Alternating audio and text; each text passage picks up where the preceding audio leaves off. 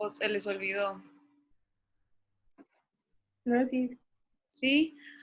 Ok. ¿Y qué encontraron de estas coenzimas? ¿Alguien que me pueda decir alguna de ellas, para qué sirve o de qué se forma?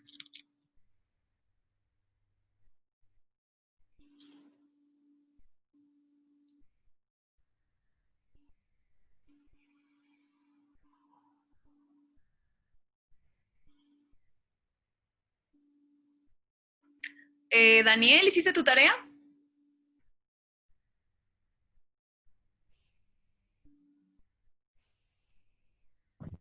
Sí, Ok. ¿Qué encontraste de la coenzima Q? a ver, déjalo ver. Sí.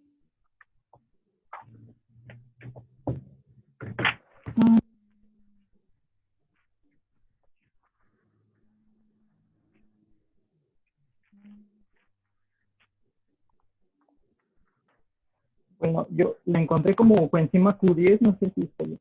Ok, sí. Bueno, yo encontré que dicen que la coenzima Q10 es un antioxidante que el organismo produce naturalmente y que las células la utilizan para el crecimiento y el mantenimiento. Ok, entonces un antioxidante y que las células la utilizan para mantenimiento y crecimiento. Muy bien, gracias, Daniel. Ajá. Sí. Eh, ¿Algo más que quieras agregar? Mm,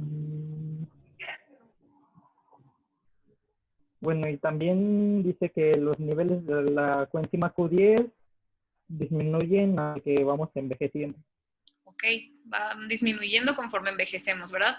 Tiene sentido si es un antioxidante, Sí. ¿verdad? Pues cuando nos hacemos viejitos, nos vamos oxidando, literalmente. Ok, muy bien, gracias. Nayeli, ¿qué encontraste de la plastoquinona? Eh, pues dice que es una molécula de quinona eh, y que participa en la cadena de transporte de electrones durante la fotosíntesis, el fotosistema 2. Ok, entonces es una molécula derivada de una quinona, que es un grupo de moléculas orgánicas y participa en la cadena respiratoria de la fotosíntesis. Entonces, más adelante, cuando veamos ya las rutas metabólicas, vamos a hablar quizá, bueno, no quizá, vamos a hablar de la cadena respiratoria y ahí vamos a ver a la plastoquinona. Entonces, bueno, ahorita, pues como introducción, eso es para lo que sirve. Gracias, Nayeli.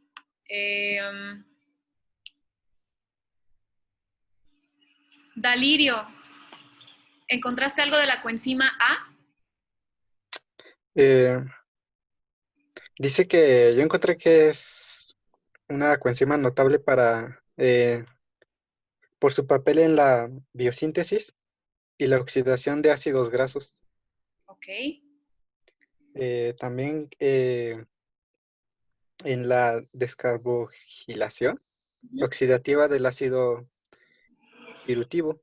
del ácido pirúvico, ¿verdad? Ajá.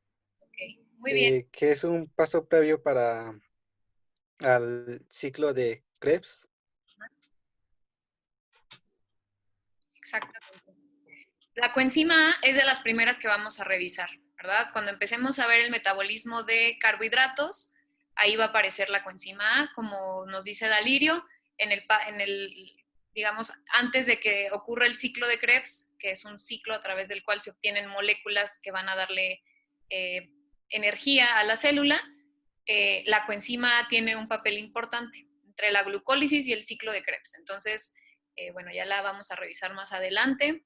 Eh, el pirofosfato de tiamina, Estefanía, ¿qué leíste de ese? Yo leí que es una coenzima que participa en la rotura de los enlaces adyacentes a un grupo carbonilo, Ajá, como, como la descarboxilación de alfa cetlácidos, que se sintetiza a partir de la tiamida, vitamina B1, una vitamina hidrosoluble presente en las verduras frescas y carnes, La deficiencia en el nombre de esta vitamina causa el beriberi. Se caracteriza por una acumulación de fluidos corporales, dolor, parálisis, insuficiencia cardíaca y, en último término, la muerte. Ok, muy interesante, gracias. Bueno, entonces ya nos dijo para qué funciona, de dónde se sintetiza y qué pasa cuando hay una deficiencia de la vitamina de la cual se obtiene. Entonces, bueno, ese es el pirofosfato de tiamina. También lo vamos a ver cuando veamos las rutas metabólicas pues más adelante. Gracias. A ver, déjenme ver quién falta de participar.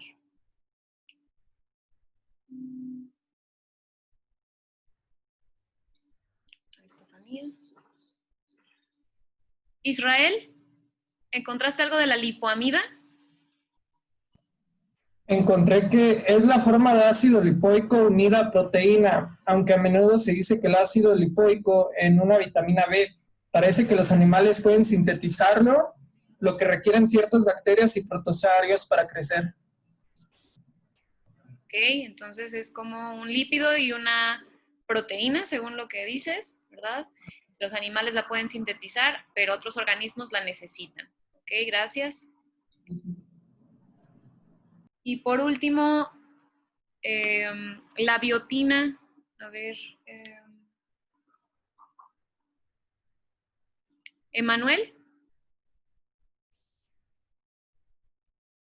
¿Sí está Emanuel? Sí, ¿verdad? ¿Cuál Emanuel? Emanuel Medina, el otro no se ha conectado. Ah, ya.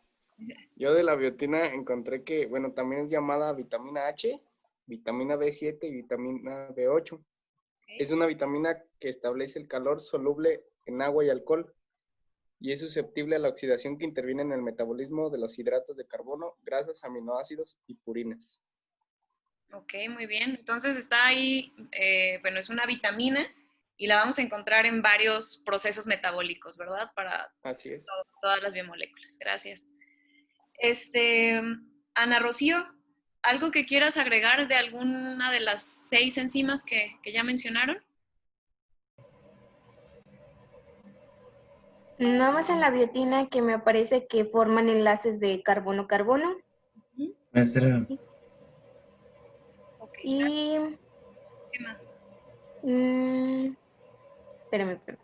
Es ubicua en los alimentos y además se sintetiza por la flora intestinal, por lo que es difícil que se produzcan deficiencias. Ok, o sea, la podemos producir en la flora intestinal, entonces es difícil que no tengamos suficiente. Muy bien. Maestra. Gracias. Sí, Manuel, te escucho. Ahorita me estaba intentando conectar, pero es que no tenía internet y hasta ahorita llegó.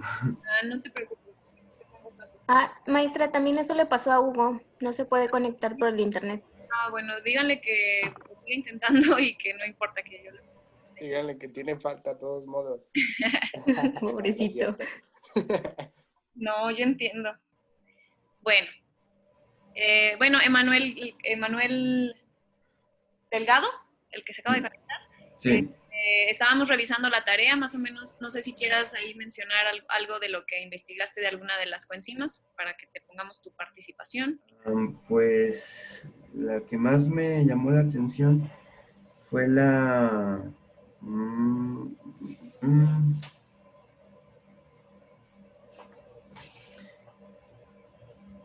yo creo que será la coenzima A, porque, bueno, a mí me salió que era que hacía algo en la biosintesis y la oxidación de ácidos grasos, así como en la descarboxilación oxidativa del ácido pirúvico. O sea, es una... me salía que era como que ayudaba, pues eso, en la biosintesis. No sabía cómo. Biosíntesis. Y, por ejemplo, algo curioso es que las otras, por ejemplo, lo que fue la plastoquinona y pirofosfato, no me salieron como tal, como coenzimas, sino me salieron como cofactores. Ok. Bueno, si se acuerdan, el día de ayer, justamente, cuando estuvimos revisando esto de las coenzimas, no sé si se acuerdan, la primera diapositiva que les puse, aquí está, ¿verdad? Yo les decía que los cofactores son ese componente químico adicional que requiere la enzima para funcionar, ¿verdad? Y mencionábamos que había dos tipos de cofactores, los cofactores que podían ser iones inorgánicos, iones metálicos, estos que estaban aquí, o cofactores de tipo orgánico, ¿verdad? Y esos cofactores que son moléculas orgánicas se les llama también coenzimas. Entonces, a lo mejor, si ustedes encontraron que eran cofactores, pues sigue siendo correcto, ¿verdad? Porque el cofactor, bueno, una coenzima es en realidad un cofactor, nada más que es orgánico. ¿Sí?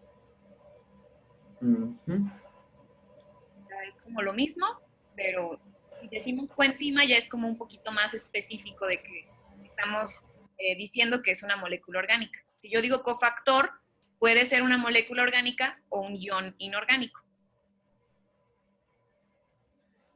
La platoquinona era la que ayuda con las fotosíntesis porque no entendí muy bien cuando lo busqué. La plastoquinona, sí, de hecho también la persona que nos compartió lo que encontró de la plastoquinona nos dijo que está presente en la cadena respiratoria, ¿verdad? Entonces, es una coenzima que va a estar ayudando a que funcionen las enzimas de la cadena respiratoria. A lo mejor ahorita ustedes no saben qué es la cadena respiratoria, no espero que lo sepan, ¿verdad? Pero más adelante en el curso vamos a ver qué reacciones son las que ocurren en la cadena respiratoria y cómo se involucra ahí la plastoquinona.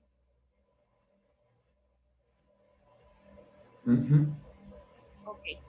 ¿Alguna duda, algún comentario de la tarea?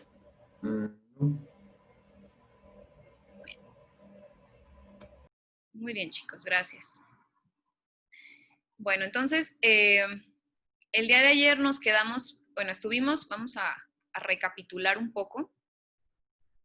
Estábamos viendo cómo se podían controlar el funcionamiento de las enzimas, ¿verdad? Entonces, lo primero que revisamos fue el control enzimático por medio de moléculas reguladoras. ¿Quién me dice qué eran eso de las moléculas reguladoras? ¿Cómo les llamábamos? Pues eran las que hacían que pues, no hubiera muchas enzimas, que no, o sea, disminuían la actividad enzimática para de esta manera que pues no hubiera alteraciones en el cuerpo, y eran las activadoras, inhibidoras. Exacto, ¿verdad?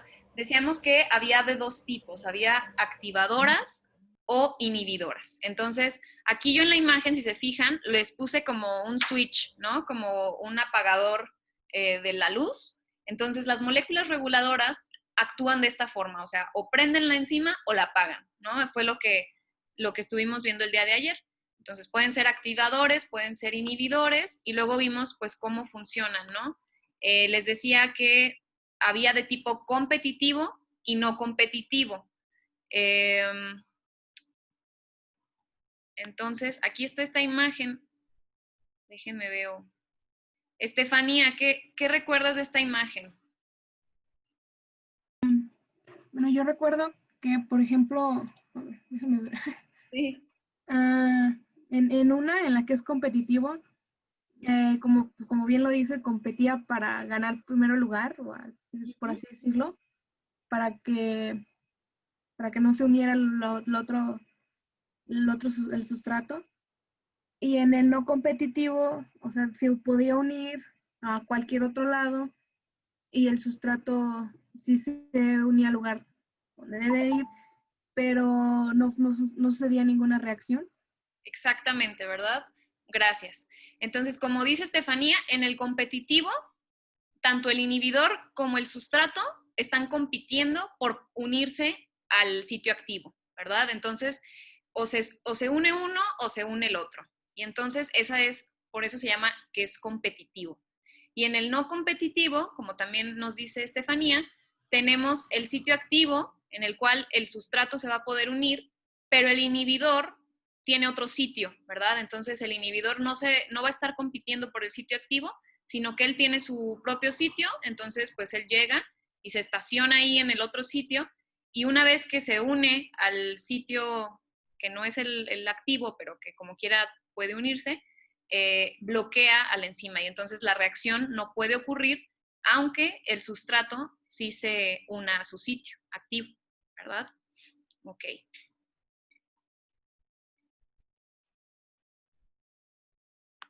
Bueno, luego teníamos esta otra, bueno, este término de alostérico. A ver, vamos a ver.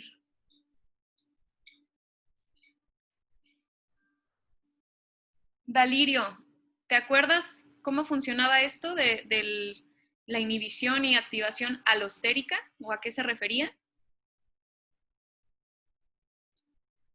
En la inhibición alostérica, la del un inhibidor se unía a la enzima Ok. y hacía que ya el sustrato ya no pudiera entrar ahí y ya no, pues ya no ocurría la reacción. Pero, a ver, ahí dices que el inhibidor se une a la enzima y entonces el sustrato ya no puede unirse. Ajá. ¿El inhibidor se va a unir al sitio activo o a otro sitio? Ya no se unía al sitio activo, creo. Ok, bueno, eso sería en la inhibición competitiva, ¿no? Como la que veíamos acá, ¿ok? Pero cuando hablamos de inhibición o bueno, de regulación alostérica, la palabra esta alostérica lo que nos está diciendo es que tanto ya sea el inhibidor como el activador se van a unir a un sitio diferente al sitio activo, ¿ok? Entonces, aquí este es el sitio activo, ¿ok? Y este es el inhibidor. El inhibidor no se une al sitio activo, sino que se une a otro sitio que se llama sitio alostérico. Entonces, el inhibidor llega al sitio alostérico, se pega ahí y lo que hace es que induce un cambio en la estructura de la enzima y ahora sí el sustrato ya no se va a poder pegar o ya no va a poder unirse porque la enzima cambió de forma, ¿ok? Entonces, a eso se refiere la inhibición alostérica. La activación alostérica, más bien, ocurre lo mismo, pero con un activador. Entonces ahora el activador se une igual al sitio alostérico y cuando se une al sitio alostérico, la conformación de la enzima cambia, pero ahora para que pueda llegar el sustrato y se pueda unir y entonces pueda ocurrir la reacción. ¿Sí está claro, chicos? Sí. Ok. Sí, sí, sí. Muy bien.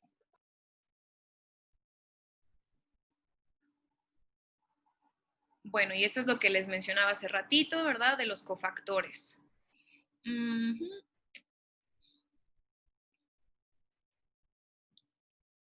A ver, vamos a ver si...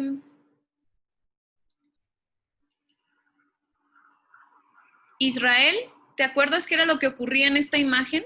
¿O qué es lo que nos representa? Aquí donde está en azul la enzima inactiva se le conoce como apoenzima. Okay. Y es donde el compuesto químico del sustrato, bueno, más bien no ocurre la reacción química en ella, en el apoenzima. Bueno, no sé cómo explicarlo muy bien, pero sí, eso fue lo que entendí. Ok. Y en la parte naranjita sí ocurre, ¿verdad? Ajá, y a esta se le conoce como aloenzima o leenzima, algo así. Oloenzima. ¿Cuál era la diferencia entre la apoenzima y la oloenzima? ¿Alguien que recuerde eso? Gracias, Israel. Yo. Ok, Nayeli. La coenzima es la enzima que necesita la coenzima, pero no la tiene. Y la holoenzima es la enzima activa. Exactamente. De que ya está la coenzima dentro de la enzima. Muy bien. Entonces, sí, como decía Israel, cuando está la pura apoenzima, que es esta azul, no ocurre la reacción, y ya cuando está en esta naranja, que ya decíamos que era la holoenzima, que aquí está el término, ya ocurre la reacción. Pero ¿cuál es la diferencia entre estas dos? Como nos dice Nayeli, es la presencia de la coenzima, ¿verdad? En el dibujo azul no hay coenzima, nada más llega el sustrato y no se puede unir porque falta esa coenzima, ¿verdad? Que decíamos que la coenzima es algo que necesita la enzima para que pueda funcionar. Entonces, pues por eso es que no ocurre la reacción en la parte superior. Pero una vez que llega la coenzima, que es este frijolito morado, y se une, ahora sí ya el sitio activo está listo para recibir al sustrato y entonces ya puede ocurrir la reacción química. Y entonces esa es la diferencia entre la apoenzima, que sería la pura enzima sin su coenzima, y entre la holoenzima, ¿verdad? Que es cuando ya llegó la coenzima y entonces ya está, digamos, lista para actuar. Ya puede llegar el sustrato, unirse y se puede producir la reacción. Ok. Y bueno, aquí están las coenzimas que estuvimos revisando. ¿Se acuerdan cuál era la función de estas enzimas que vimos el día de ayer? Perdón, coenzimas que vimos el día de ayer.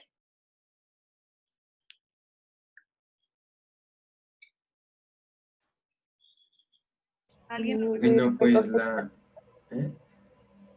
A ver, si quieres primero habla tú, Emanuel, y luego Nayeli. Bueno, primero de la NAD, su función era que recoge los nitrógenos. ¿Los hidrógenos? Nitrógenos. Ah, ok. Nayeli, Bueno, ¿estás sí, de acuerdo? hidrógenos. Pues sí, que recoge los hidrógenos que pues pierde la coenzima. Ok.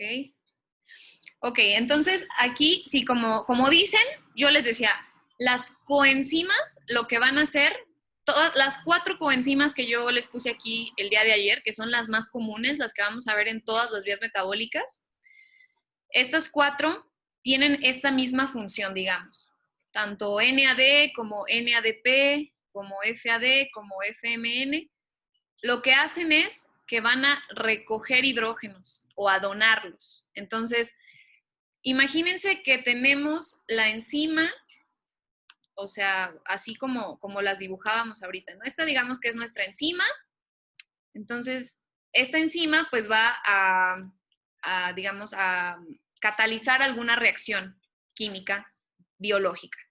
Pero como decíamos, la pura apoenzima no tiene, digamos, la facultad de trabajar a menos de que llegue la coenzima. Entonces, digamos que esta coenzima tiene esta forma, el NAD, llega y se pega aquí, y entonces ya el sustrato, que podemos decir que es esta otra cosa, que tiene esta forma, por ejemplo, ya puede llegar y unirse a la enzima, ¿verdad? Y esta ya sería la holoenzima. Entonces, el NAD, que yo les decía que era para este tipo de reacciones que ocurren cuando están presentes estas coenzimas, lo que va a hacer es que, bueno, llega el sustrato, digamos que se rompe, pero en ese rompimiento libera un protón, un hidrógeno, ¿verdad? Entonces yo les decía, bueno, cuando se da eso de que se libera un hidrógeno, el hidrógeno no se puede ir nada más así al espacio celular, sino que ¿quién lo va a agarrar o lo va a recoger? Pues el NAD. Entonces, ese NAD que llegó de esta forma, ahora, después de la reacción, ya tiene un hidrógeno, ¿ok? Y entonces ya se convirtió el NAD en NADH, ¿ok? Entonces, esa es la función de estas coenzimas.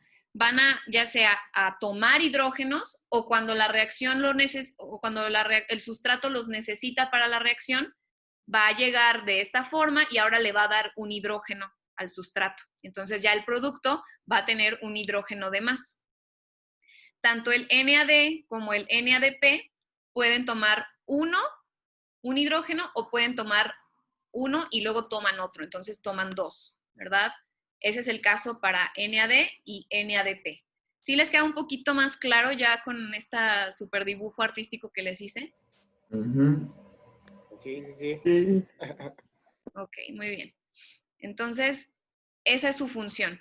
Y en el caso de estas otras 2 que veíamos el día de ayer, también, pues van a actuar de manera similar, nada más que lo que hacen tanto el FAD como el FMN es que van a tomar 2 hidrógenos así en un solo jalón, o van a dar 2 hidrógenos en un solo jalón, mientras que estas otras 2 decíamos que podían tomar uno y luego otro, o entregar uno y luego otro. ¿ok? Entonces esta puede hacerlo en 2 pasos, digamos, y estas de acá son 2 de jalón. Bueno, entonces quería que revisáramos lo del día de ayer porque es muy importante que les quede muy claro, pues para el resto del curso. Bueno, entonces ya revisamos las coenzimas que encontraron, ¿verdad? La mayoría me dijeron que eran derivadas de alguna vitamina, que era justamente lo que también mencionábamos el día de ayer, ¿verdad? Que las coenzimas casi siempre vienen de alguna vitamina. Entonces, por eso es importante pues consumir alimentos con vitaminas y los minerales también para los cofactores inorgánicos. Y luego veíamos la tercera forma de regulación enzimática, que era la compartimentación de las enzimas. Vamos a ver. Ana Rocío, ¿te acuerdas qué era eso de compartimentación? Pues algo así como compartirlas, ¿no? Para procesarlas, no sé, algo así. Ok.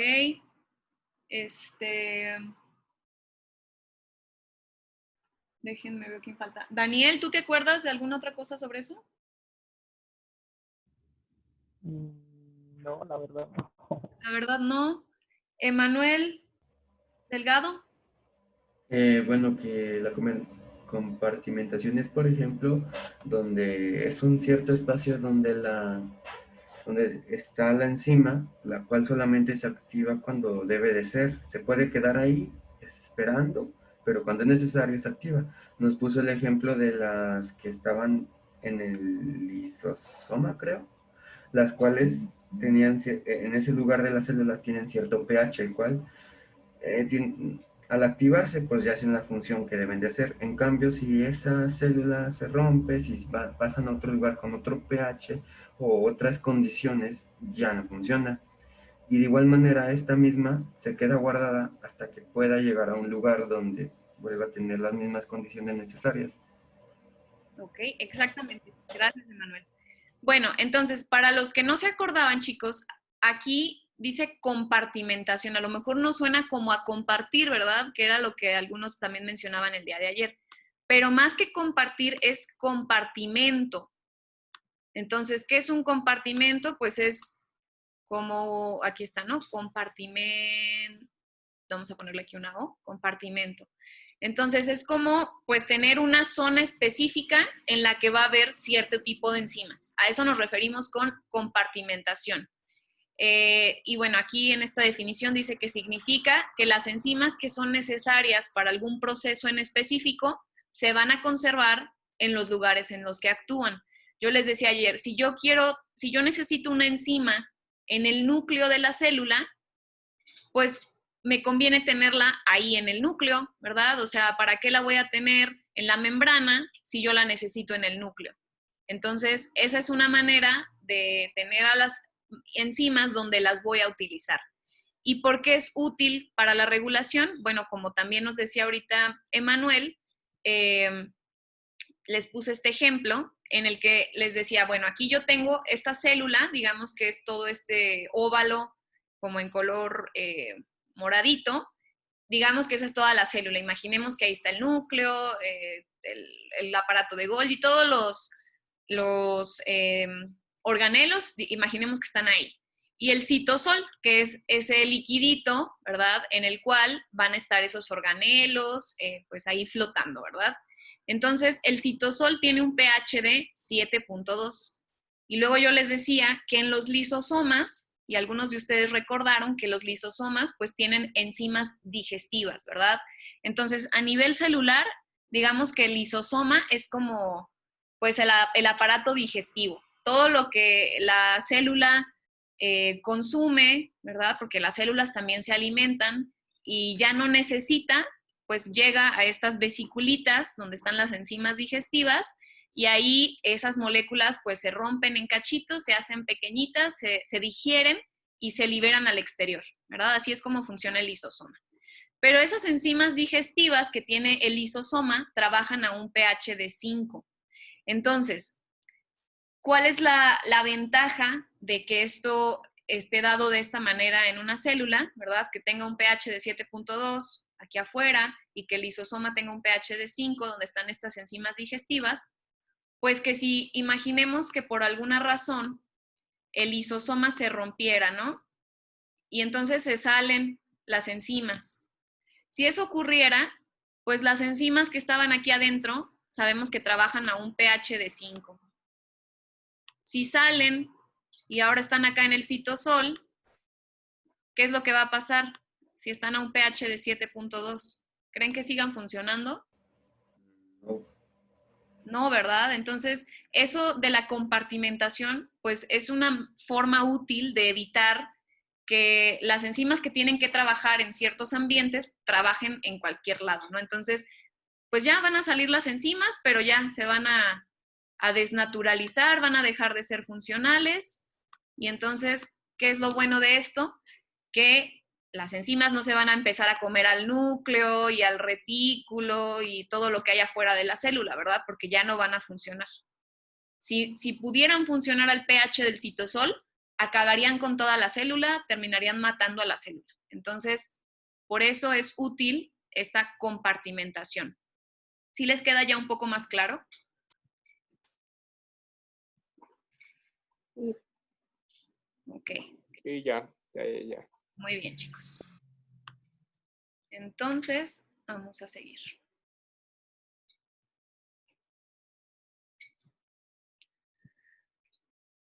Bueno, entonces ya vimos los primeros 3 tipos de regulación enzimática, ¿verdad? Que fueron los inhibidores y activadores, que eran las moléculas reguladoras, que era como el switch que les decía, los cofactores y la compartimentación. Se nos va a terminar el tiempo, así que porfis voy a finalizar esta y para que...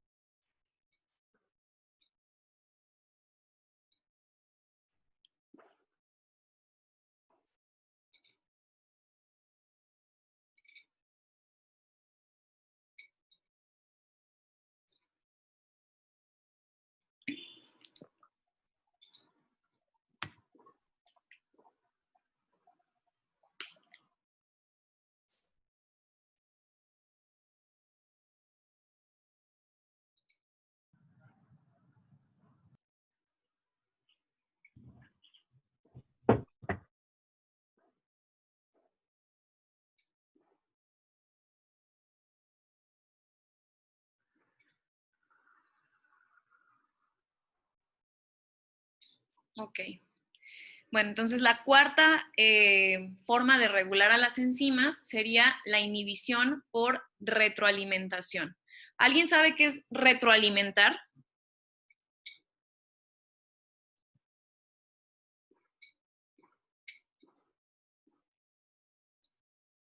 ¿O dónde lo han escuchado?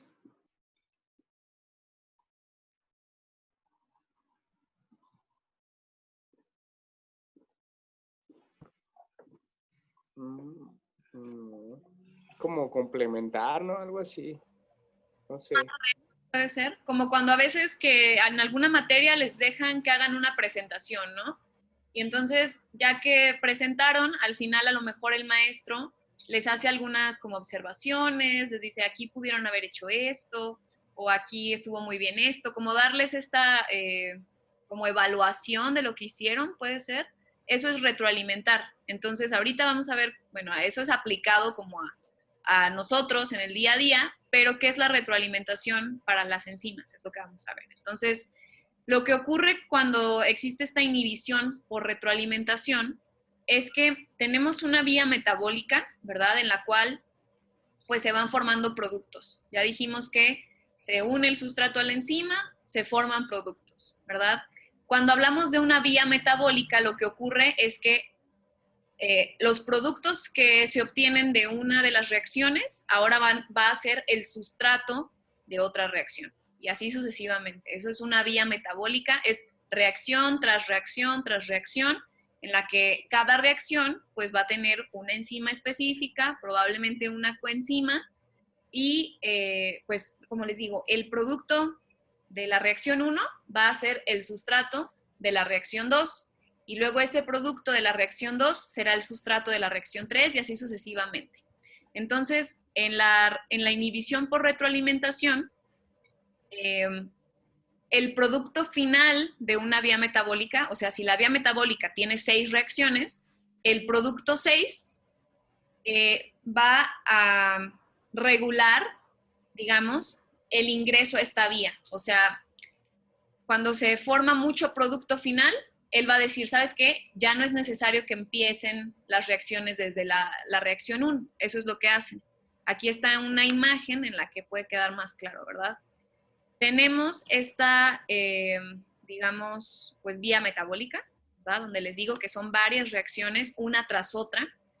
Y entonces aquí está el sustrato. Aquí vamos a empezar. Tenemos esta enzima, que es la enzima 1, y entonces se une el sustrato y obtenemos el producto de la enzima 1, que es el producto A. Entonces, ese producto A ahora es, digamos, el sustrato para la enzima 2, que es lo que vemos acá. Y lo que se produce de esta enzima 2 es este sustrato intermedio B, que sería el producto 2.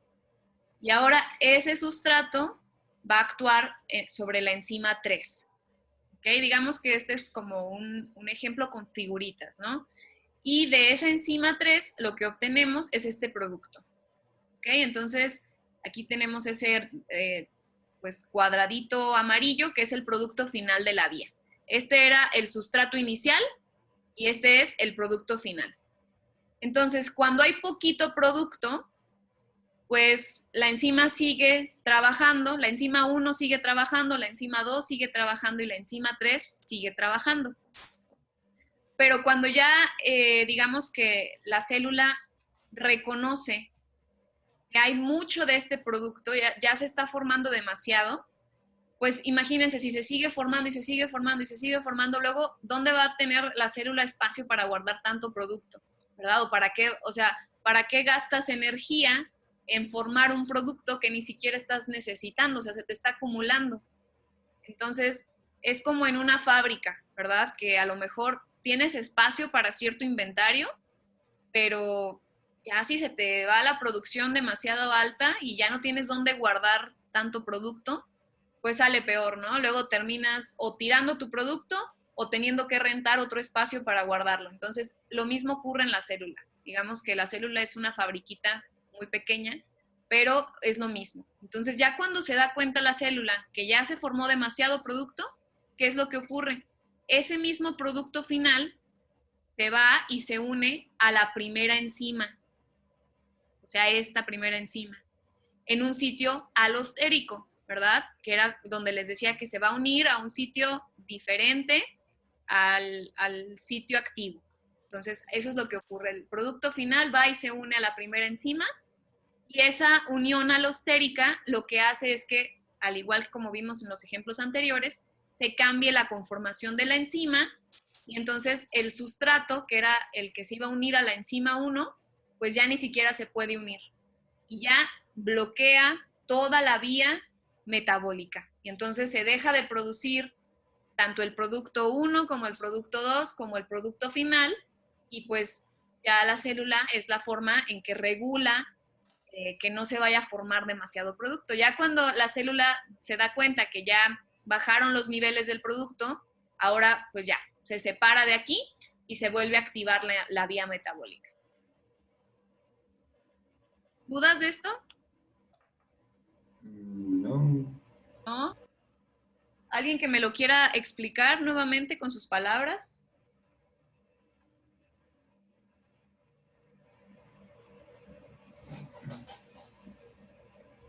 Pues lo que viene siendo esta regularización, que es la inhibición por retroalimentación, pues es a mi entendimiento fue de que la enzima va produciendo sustratos hasta cierto punto donde ya no lo necesite tanto, para de esta manera que no exceda un límite, para que no haya, pues vaya, mucho de sustrato que luego pues no va a servir. Entonces cuando ya llega un punto, la misma se regula y lo mandas a otra primera y se pone en un sitio alostérico, creando otra pues reacción. Ok, bloqueando a la enzima, ¿verdad? El producto final va a bloquear a la enzima. Ok, gracias. ¿Alguien más que lo haya entendido de otra manera? ¿O que crea que faltó mencionar algo?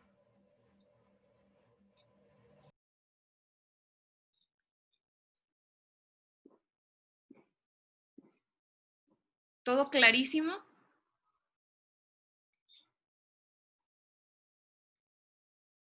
Sí, todo bien. Sí, ok. Bueno, les voy a creer, ¿eh? Espero el día del examen ahí se note que todo está bien claro. Puro 10, maestra, puro 10. Puro 10. Es al revés. No. No, cállate. Les va a ir bien, les va a ir bien. Hay que echarle ganas. Ok, bueno, entonces, si ya quedó bien claro, igual ustedes llévenselo a su casa, sus apuntes, y ahí a lo mejor ya revisando sus apuntes se dan cuenta que les quedó alguna duda, ¿verdad? A lo mejor ahorita de inicio, pues no se dan cuenta. Pero bueno, ahí en esas dos viñetas lo que explica es precisamente lo que está pasando, ¿no? Como les digo, cuando hay poca cantidad del producto final, la enzima no se inhibe y entonces deja que, ahí dice, correrá a todo vapor, o sea, toda máquina va a dejar que ocurran las reacciones para que se siga produciendo el producto final, pero ya cuando tiene demasiado producto acumulado, pues el producto final va y bloquea a la enzima inicial, ¿verdad? Entonces impide que ocurra todo, pues toda la vía metabólica, que era justamente lo que explicamos. Ok. Muy bien. Bueno, ¿alguien sabe cómo se llama este tipo de mapas? Cambiando un poco el tema. Mapas conceptivos. Mapas conceptuales, ¿verdad? Conceptuales. Exacto. Entonces, bueno, aquí yo les pongo este mapita en el que dice el tema central, que son las enzimas, que es lo que estamos revisando. Luego, aquí viene una flecha hacia aspectos generales, propiedades, modo de acción, las formas de regulación de actividad enzimática, que es lo que hemos revisado en las clases de ayer y de hoy. Y bueno, la clasificación acá abajo, ¿verdad? Algunos de los aspectos que hemos revisado sobre las enzimas. Es un ejemplo. Entonces, su tarea para el fin de semana, chicos, va a ser que hagan ustedes un mapa conceptual, o sea, algo parecido a este, pero más amplio. No nada más que me pongan propiedades, sino que diga propiedades y luego me enlisten las propiedades, me expliquen cómo funcionan ahí los modelos enzimáticos, en qué consiste cada una de los tipos de regulación, o sea, explicado, ¿verdad? Y bueno, van a hacer ustedes un mapa conceptual a mano, ¿ok? Si no les cabe en una hoja de máquina, a lo mejor tienen la letra muy grande, lo pueden hacer en 2 hojas o algo así. Y les voy a pedir que lo escaneen, si tienen escáner en su casa, o si no, le pueden tomar una foto con que se alcance a ver, y me lo manden por correo a más tardar el lunes, ¿ok? Entonces, esta tarea va a tener, la voy a considerar, digamos, como a lo mejor, y si están muy bien hechos, a lo mejor es, perdón, por ahí un extra para el examen. Entonces, sí, échenle ganas, háganlo bonito, y esto les va a servir para que ustedes, pues, vayan como que juntando todo el conocimiento que ya revisamos en la semana, ¿ok? Entonces, esa sería la tarea. Maestra, entonces lo que dije de la última regularización de enzimas, ¿sí estuvo bien o algo me falló, me faltó para...? Sí, estuvo bien. Ok. Mapa.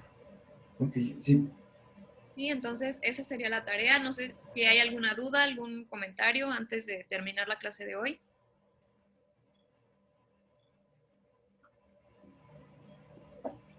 No. Bueno. No muestra ninguna, todo bien. Muy bien. Excelente. Bueno, entonces, pues ya por hoy aquí vamos a dejarlo para que ustedes repasen esto y la siguiente semana empezamos con el tema nuevo. Los veo el lunes en su grupo de laboratorio, ya sea a las 7 o a las 9. Pueden, o sea, para acceder a la sesión de laboratorio, usen el mismo link que les envié la semana pasada por correo para el laboratorio, que fue creo el domingo, les mandé ese correo. Y por favor, si pueden comentarle al resto de sus compañeros que igual se conecten en su hora usando ese link, pues para hacer la primera práctica. Y no se les olvide mandarme su cuestionario prelaboratorio, ¿verdad? Ya vi que algunos me lo enviaron. El día de hoy, más tarde, me pongo a revisarlos y a contestarles a los que no les he contestado, pero pues nada más les pido eso, ¿no? Si pueden ahí contactarse con el resto de sus compañeros de generación, para que no se les pase tampoco a ellos pues vernos el día del lunes, ¿ok? Ok, maestra, está bien. Bueno, pues entonces sería todo por hoy. Que tengan bonito fin de semana y cuídense mucho. Igualmente, Igualmente, maestra, maestra. excelente fin de semana. Gracias. Bye.